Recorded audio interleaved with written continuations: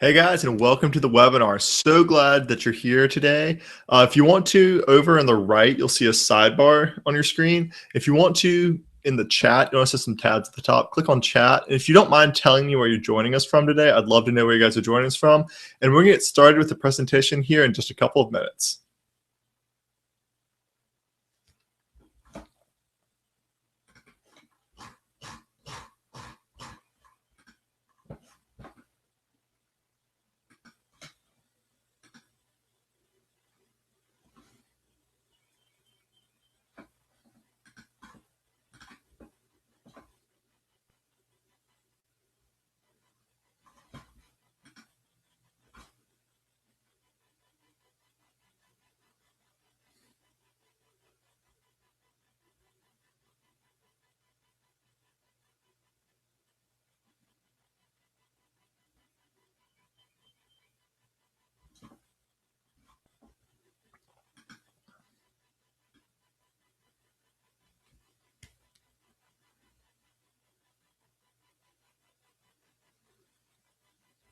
I see we got people starting to file in now. So if you guys could do me a favor and in the chat box, just type in where you're from and where you're joining us today. I'm really excited that you guys are taking time out of your day to talk about post-processing with Lightroom and Photoshop.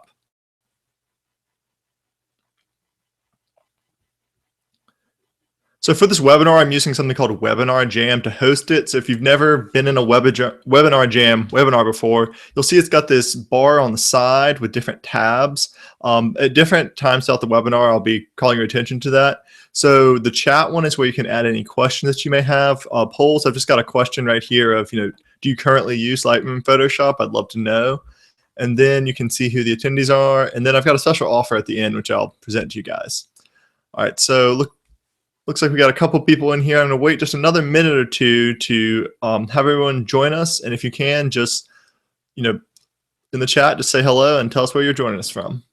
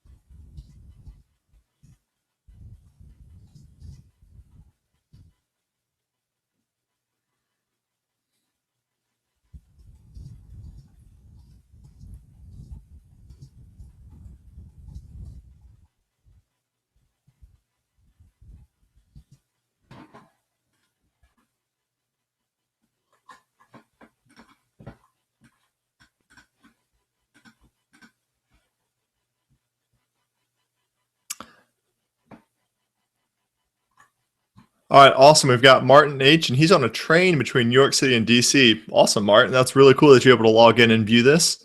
I'm just going to give another minute here and make sure everybody has a chance to get in.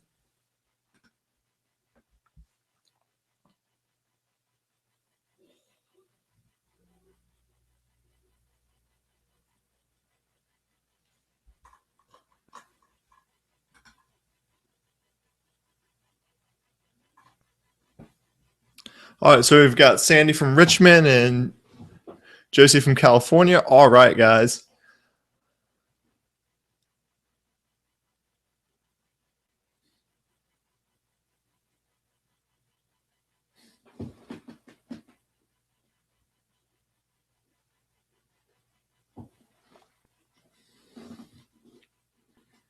Just a few more seconds here. Give everybody a chance to sign in and get logged in.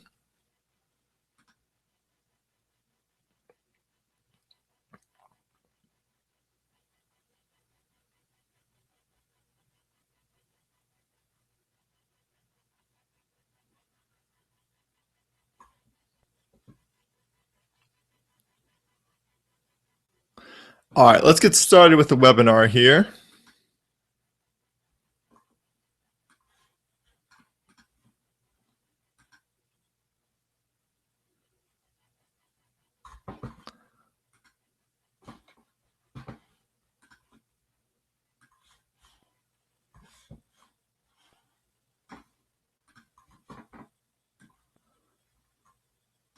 All right, hold on one second while I pull up my slide here.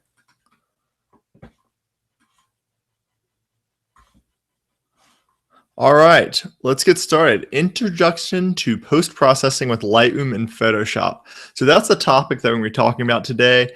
And I picked this topic because something big happened a little while ago. But first, let me introduce myself. My name is Taylor Mathis. I'm a food photographer based out of Charlotte, North Carolina. I've written a cookbook. I run Photographing Food, a blog called Taylor Takes a Taste, and then I've got Taylor Mathis Photography as a business. Now, what I want to talk to you is Lightroom post-processing. And I said something big happened a while ago.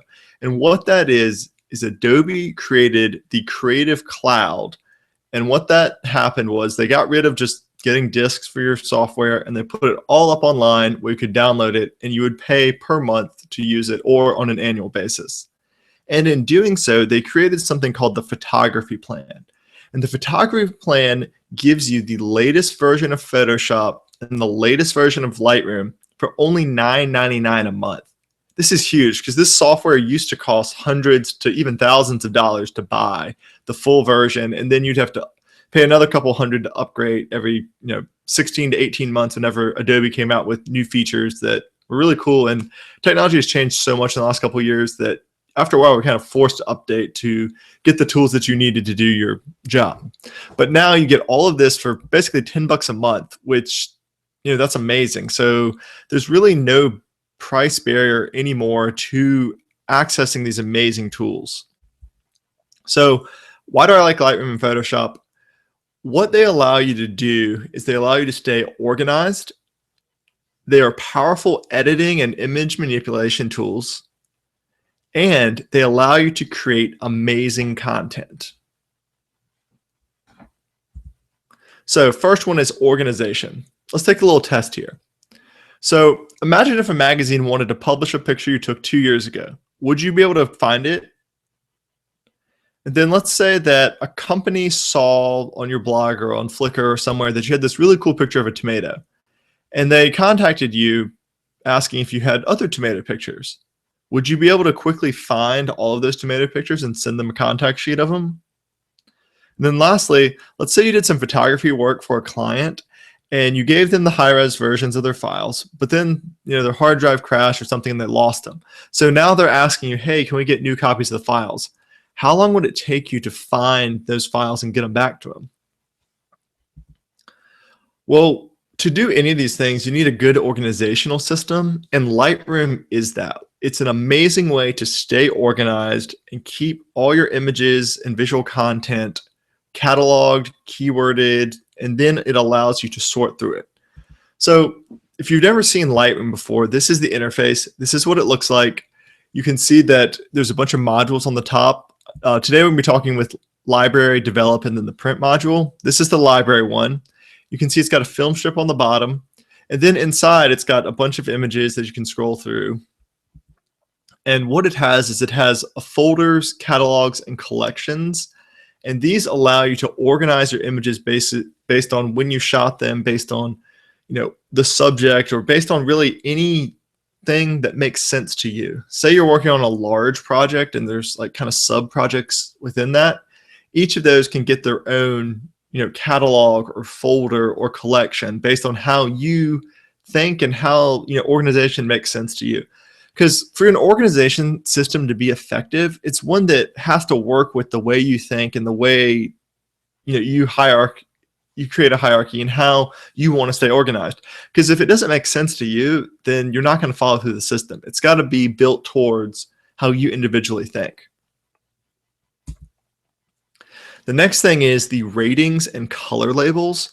What this allows you to do is to sort your images by a star system of ratings, which is 1 to 5, or color labels. And what you can do is you can quickly filter these on and off and search through images as you're editing. So let's say you've got 100 pictures you shot, and there's 3 or 4 different subjects within that.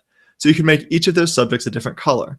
And when you wanted to see, say, just the main subject, you hit green. But you wanted to see a group shot of different subjects, you hit blue, or something like that.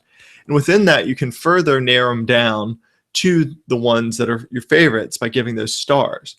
So using these ratings and color labels, you can take 100 pictures and easily whittle them down to like 20 or 5, or find that one picture that you definitely want to work with. So it creates efficiency.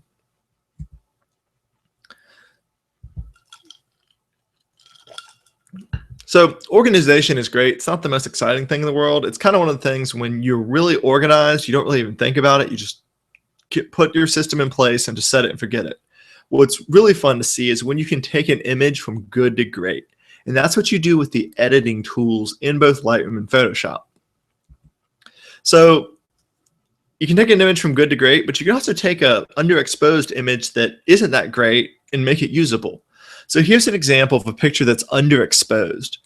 That means, I didn't let enough light into the camera, or say my flash misfired, or for some reason it was underexposed. And, you can kind of see some of the subject, but overall it's really too dark, and, it needs to be fixed. If you're not using Lightroom or Photoshop, you could use iPhoto and, maybe have some success doing this, but really you need the powerful tools of Lightroom to be able to take it from this underexposed picture to this. And this was done by adjusting these sliders. So Lightroom's got a bunch of different sliders in the Develop module that allow you to change things like the color temperature, exposure, contrast, highlights, shadows, whites, blacks, clarity, vibrant, saturation. And here's this Develop module. And you can see that it looks a lot like the Library module, but it's got some different panels on the right and the left. And in these panels are where you make these adjustments to your subject. And I just want to go through here because I know a lot of you shoot food and are interested in food photography. So I wanted to cover just 5 quick adjustments that I like to do to food. And one is exposure. You'll see in the center we have one with 0. So that image, it's at what the camera said was the correct exposure. On the left, you can see if I took it down by half a stop. On the right, you can see if I took it up by half a stop. So quickly moving a slider right to left, you can make these adjustments. Another one is color temperature, and that's kind of how warm or cool the image is. Kind of think, blue is going to be cooler, warm is going to be kind of more orangey yellow. So you'll see in the center is what the camera shot. Then on the left is a little bit cooler, so notice how the whites have kind of like a bluer look to them. And then the image on the far right, that's a little bit warmer. So the color temperature for this was raised a little bit. Next one is contrast. And again, the contrast can go, up and down in small increments also. Like I'm showing you 50, but you could increase it by 1 unit if you wanted to. So I could add 2, 3, 4, 5. It doesn't have to be all 50 at once. So you can really get a subtle contrast increase or decrease and kind of dial it in to look exactly like what you want your image to. The next one is sharpening. So here's an image with no sharpening applied. And with sharpening, you have to zoom in to 1:1. So that's why the subject's really large. And here's it with some sharpening at 50. And you can see how on that raspberry, the lines, it's sharpening. And it looks crisper and cleaner. But you also notice that it introduced some more noise to the image. But then you can use the noise reduction to kind of take that noise down. Another way you can edit is with the highlights, shadows, blacks, and whites. So each of these sliders will control a different area of the image. So you can see on the left that I've got the images shot. And then on the right, I've made some adjustments. So I've taken the highlights all the way down. I've taken the shadows down. I've bumped up the whites and then taken down the blacks. So you notice how the shadows are a lot darker and there's like a lot more contrast in the image and kind of a lot more going on. So what we can do with these sliders is quickly make these adjustments. And all these adjustments are non-destructive to the file. So if you do mess up with the history panel, you can always go back and take away the changes and bring it back to what it looked like before. So the next editing tool is in both Lightroom and Photoshop. And it's one of my favorite tools. It's called the Curve tool.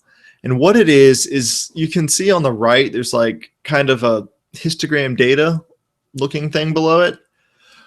With this, you can change the brightness or darkness of different parts of the image by lifting the tone curve line up and down. So let me show you some examples of what this does. And this is using the curve in Lightroom. So this is our image. It's just normal as it is. When the tone curve is just a straight diagonal like this, it looks great. It's fine. There's no changes going on. But then if we wanted to add a little more contrast, say, we could add something called an S-curve. And what we're doing is we're increasing the top part, which is the highlights. And notice how the highlights are brighter. And then I've gone down to the bottom part of the curve and brought it down, which that decreases the shadows. So doing this together is going to add more contrast to the image. So you can see how we've got more contrast in the image on the left. Now here's kind of the opposite of that, and this is just kind of a flat or matte curve.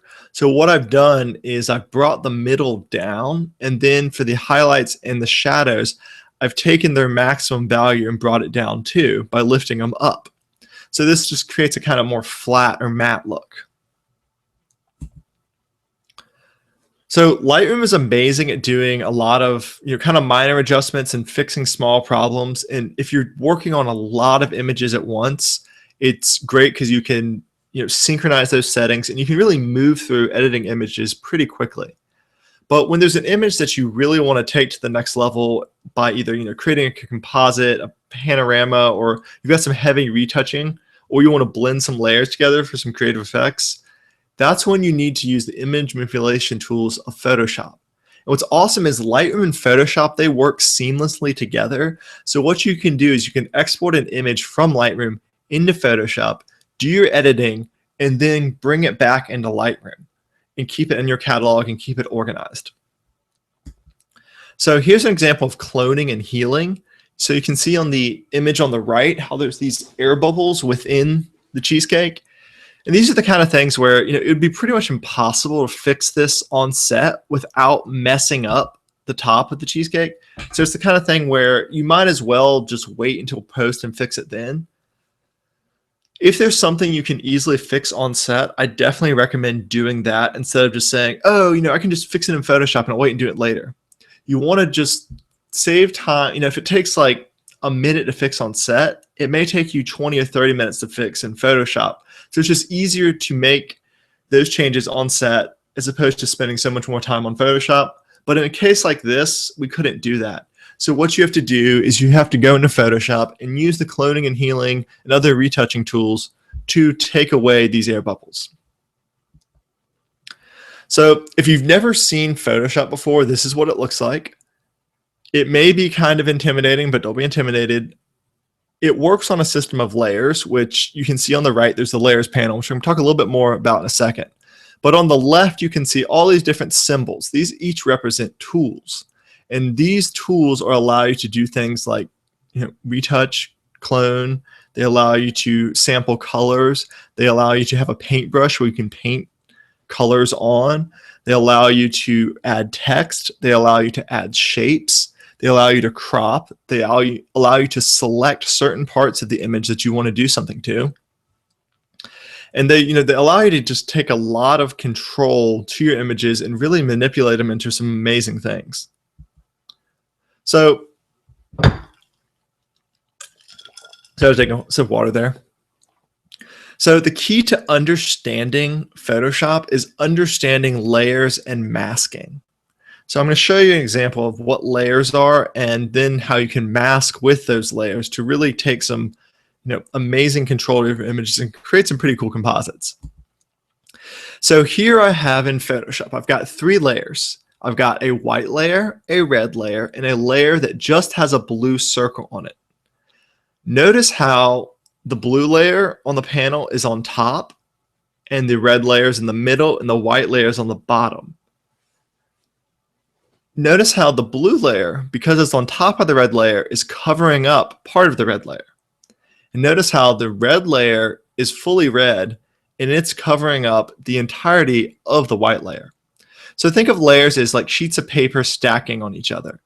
If it's an opaque, full, solid layer, you will not be able to see below that layer to what's below it.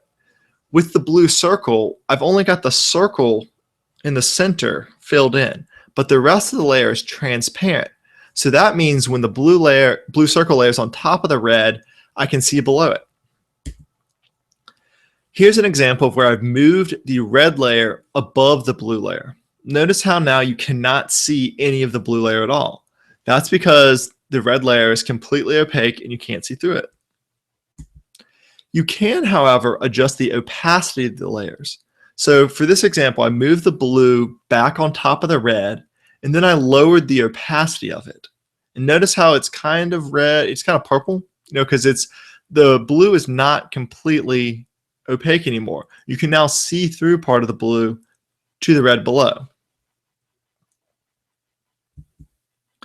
So now let's talk about masking. So with masking, what you're doing is creating something called a layer mask. And what that layer mask is going to do is it's going to tell what of that layer you can see and what you can't see. And you do this by using the colors white and black.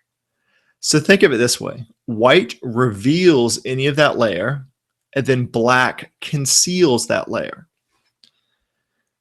So here I have an example of that blue layer. Notice how it's still on top of the yellow layer, but you can see on the right that it's got this window that's white with some kind of black and gray lines on it.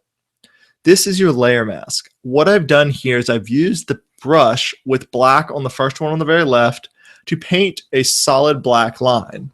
And the brush I'm using is really soft. Notice how it's got the feathered edges, as opposed to the one on the far right.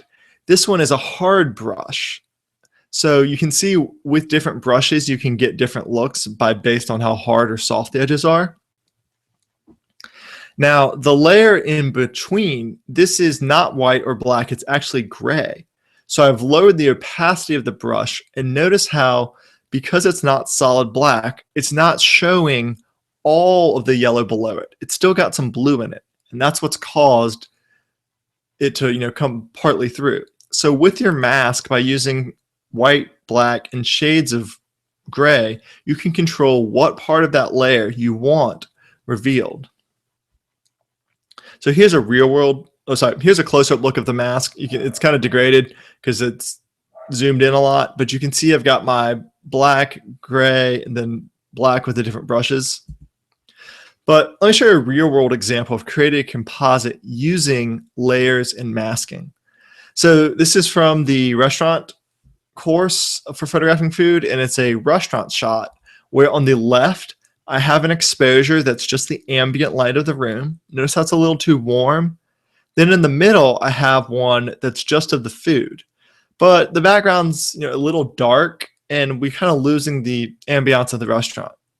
So the one on the far right is these two blended together, and notice how you can see through and you get some of that light from the first image on the left coming through, but not completely. Let me show you how I made that. So in Photoshop, I had some layers, and I started with the ambient layer, and I just left that as it is. And then on top of that, I added the flash layer, but you can see I put a layer mask. And with the layer mask, this is all white down here because this is what I want revealed. And then behind it, I used black and shades of gray to conceal parts of that dark area, but then let some still come through. And this is what it looks like when it's finally put together. Notice how, like on the chair rail, that still has parts more visible. So that's covering up parts of the original image where the chair was kind of ever exposed, and it kind of just lowers that highlight.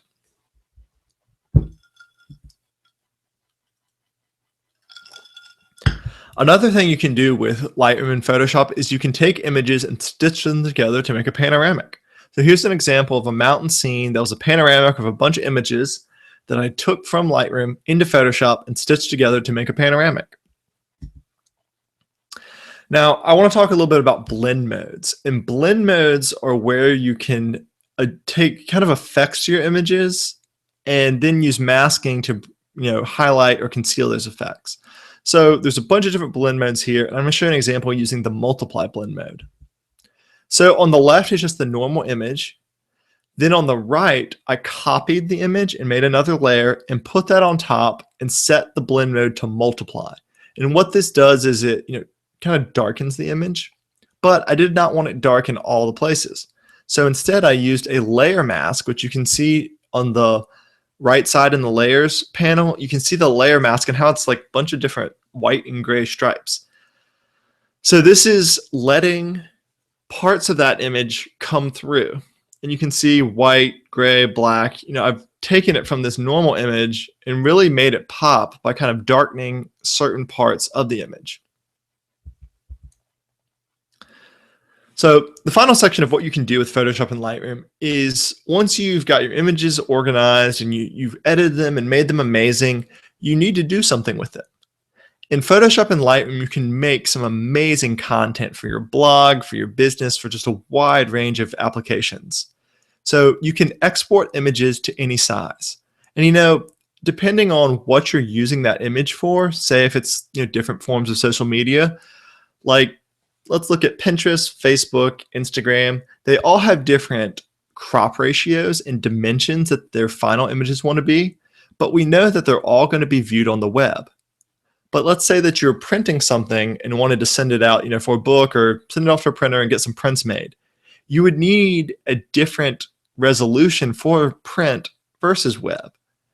And then also you need to think about what kind of file do you need? Do you need a JPEG? Do you need a PNG? Do you need a TIFF? There's a bunch of different options out there. With Lightroom and Photoshop, you can easily create those. So here's an example of all images that were created in Lightroom for social media at different crops and different sizes. You can see we've got a square for Instagram, we've got kind of like a Facebook banner, and then we have a Pinterest image that just shows a bunch of actions. So this is the export panel on Lightroom, and this is how you export your images to the exact sizes you need for your intended purpose. You can see down there that you can choose where it goes, you can name it something custom, you can choose what type of format, what type of color space, but then in the image resizing, you can make it what resolution you need to be, and 72 is what you would use for web, 300 is what you would use for print, and then you can put the exact dimensions that you want that image to be so that for your social media uses, it'll fit exactly in there and you won't have any cropping to do. So the print module is the third module I'm going to talk about in Lightroom. And using print templates, you can quickly drag and drop images in and have them printed out as a JPEG or exported out as a JPEG to make these social media uses. So here's a bunch of different things I created using print templates that you quickly just drop the images in, hit a button, and it turns a JPEG into it like that. So you could use these on your blog, on Pinterest, social media, a bunch of different places. So when you bring your images into Photoshop, you can get really creative and incorporate text into your images. So here's some examples showing that. You can see with the tangerines, we've got the image, and we've got the text that are kind of blended together. And then here with the fire, we've actually taken our image and used a clipping mask to bring the image into the text. Here's an example of something I made in Photoshop. It's kind of like a recipe card. I have my image on the left, and then I brought in the text and title from the image and blended them together to make this nice looking image. In Photoshop, you can also create PDFs, animation, videos, and a whole lot of other things.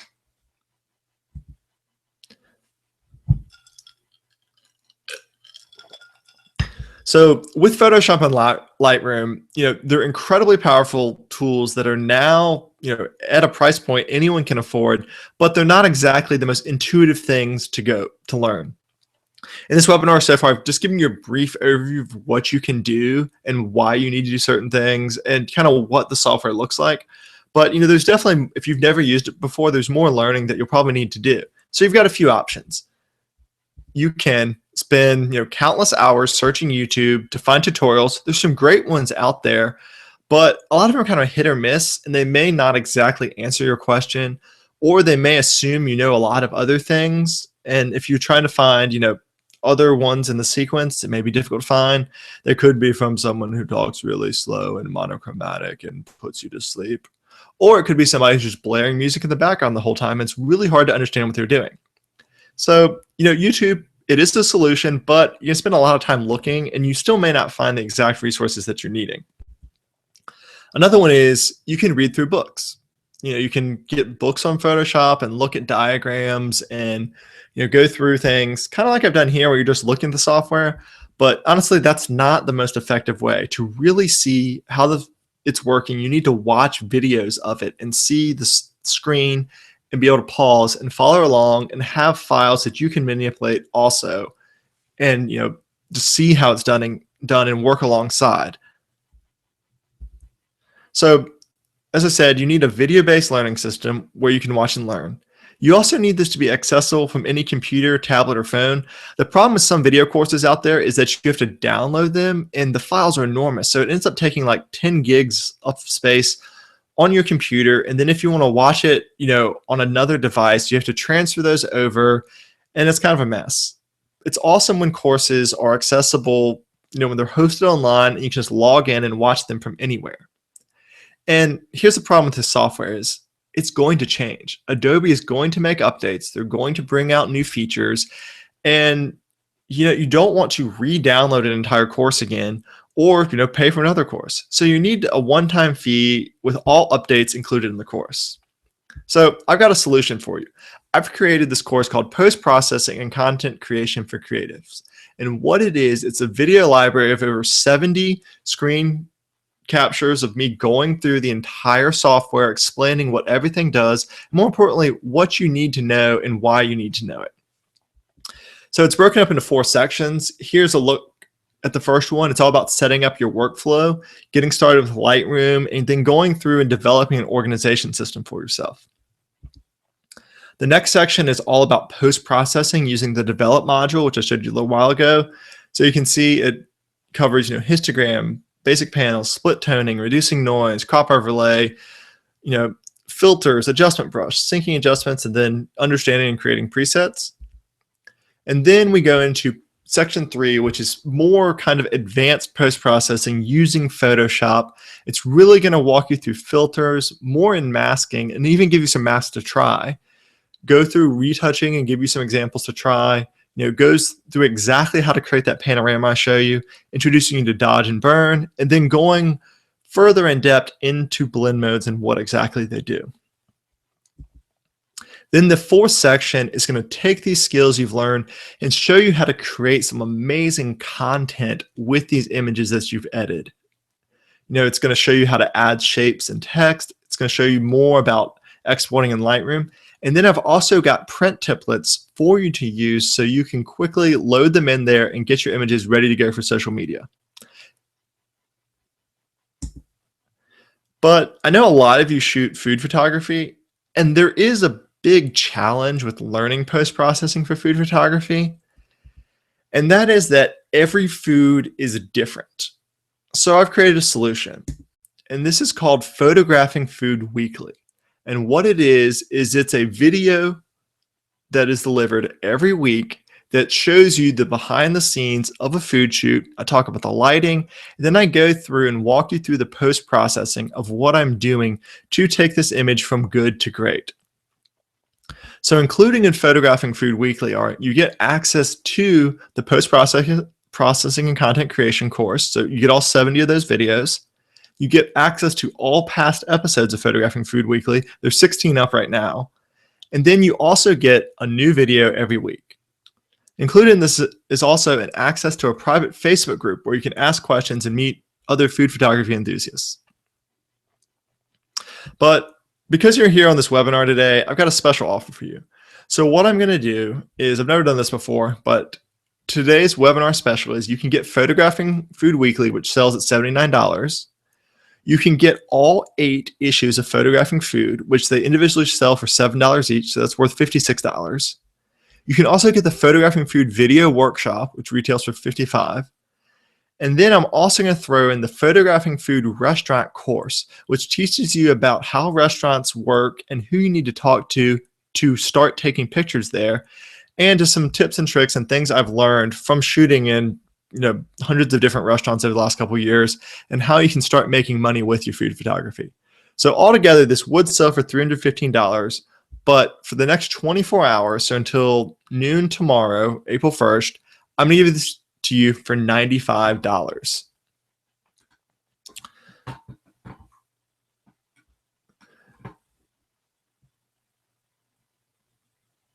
So here I've got the offer for you to have this for $95. So if you're interested, you can click in the sidebar on the right. You can click in, and then it'll give you access to all these things for $95.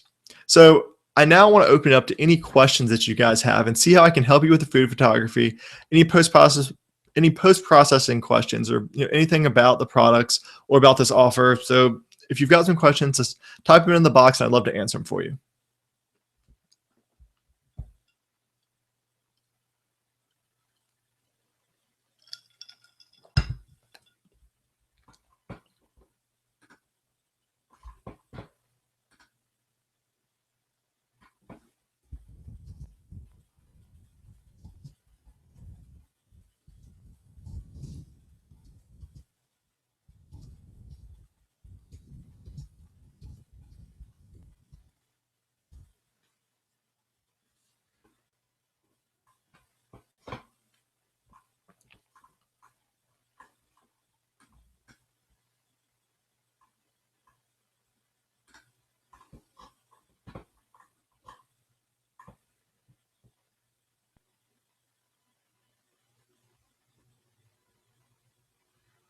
Okay, Martin, you've already got 1 through 8 in the workshop. Awesome. I hope you're enjoying them. Oh,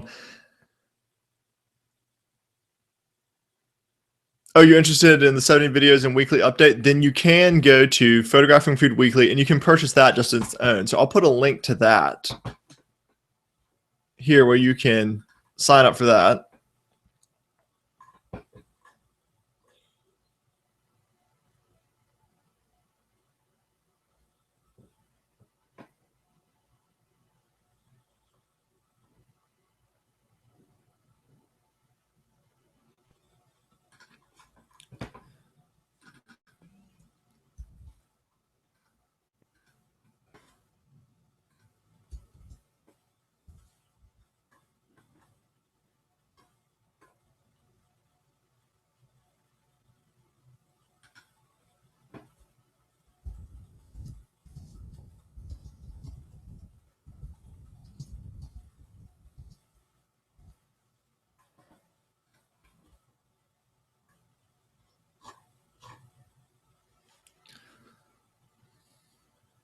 If you guys have any questions at all, please feel free to put them in the chat box. Any questions about post processing for creative and Photographing Weekly, or so just some trouble you've had with Photoshop.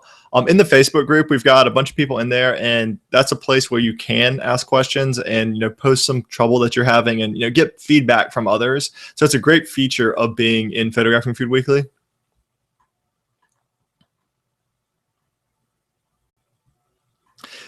And yes, in Photographing Food Weekly, you get all the 16 videos that are currently there, a new video every week, and all the 70 videos in the post-processing course. That is included in Photographing Food Weekly. And the way it works is, unlike the products in the past where you directly download them, what I've done for this is I've created a membership site through businessofcreatives.com, and you can just log in there. You create an account, you log in, and you can have access to the videos and watch them whenever you want. So you don't have to download them all, try and keep up with all the files. You can just watch them through at your own pace. And I will be adding new videos as new features come out, and then as new questions people have. So you don't have to pay again at all. Once you're in Photographing Food Weekly, you get all the updates for the life of the course put in right there. So it's a one-time fee, no additional fees, nothing else coming your way. Once you're in, you get all the updates included.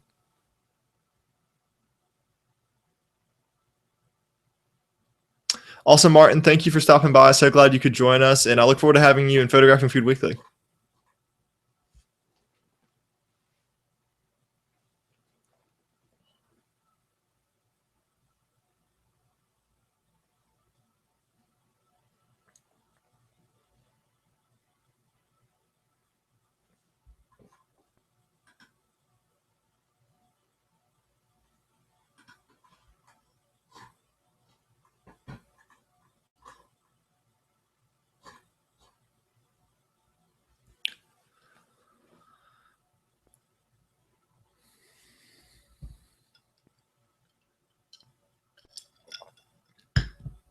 If anyone's got any more questions at all, feel free to put them in the chat box. I'd love to answer them.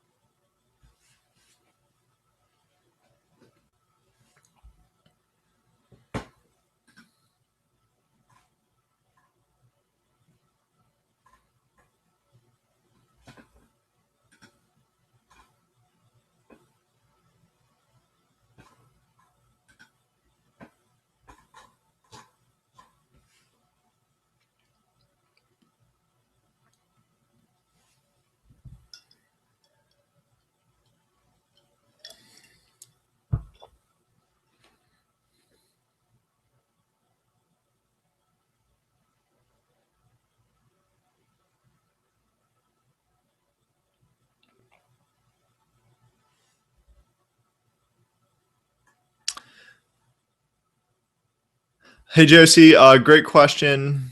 The webinar offer is only available until tomorrow at noon Eastern, and that's where you get the $315 value for $95. But the course for Photographing Food Weekly, it is $79, and it is available now for a while. The price will be going up on it in a couple weeks probably, but for right now it's $79. But if you want to take advantage of the $315 offer, it's only available for the next 24 hours.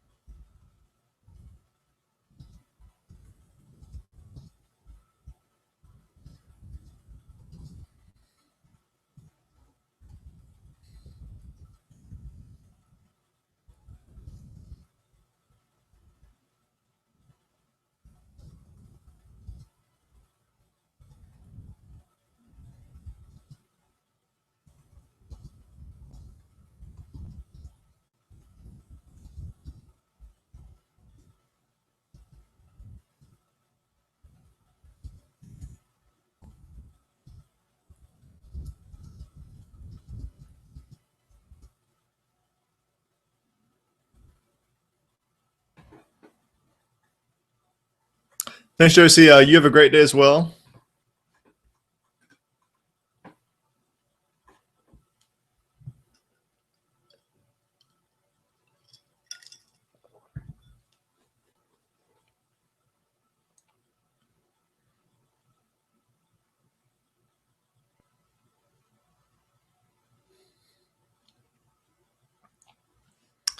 Guys, if you have any more questions, please let me know and put them in the chat box. I'd love to help you.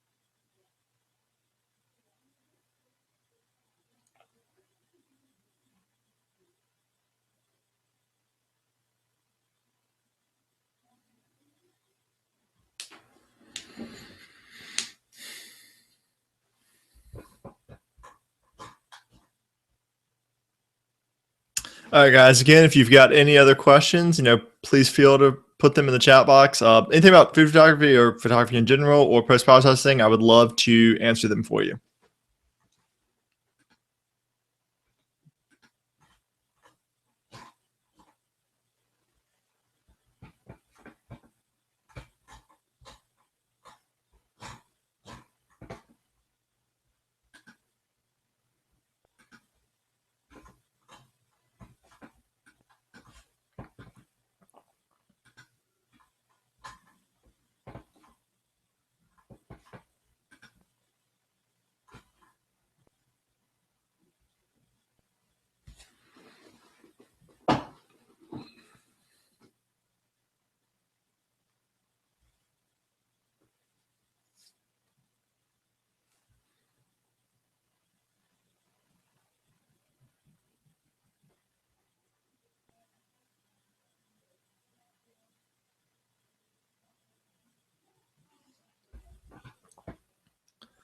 So if you want to see some examples of photographing food weekly and what it looks like, send this out to you guys so you can take a look at it.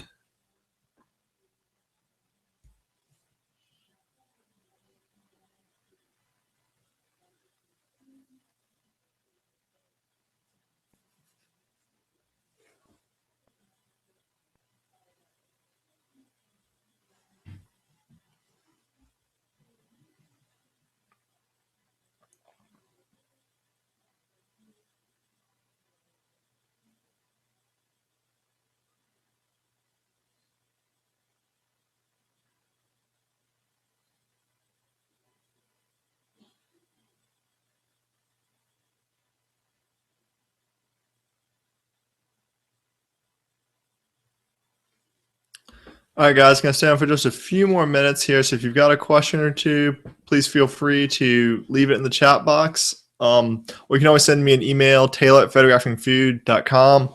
I really appreciate you guys joining us today. And don't forget the $315 value for all the photographing food products will for $95. That 24-hour webinar special will end tomorrow, April 1st at noon.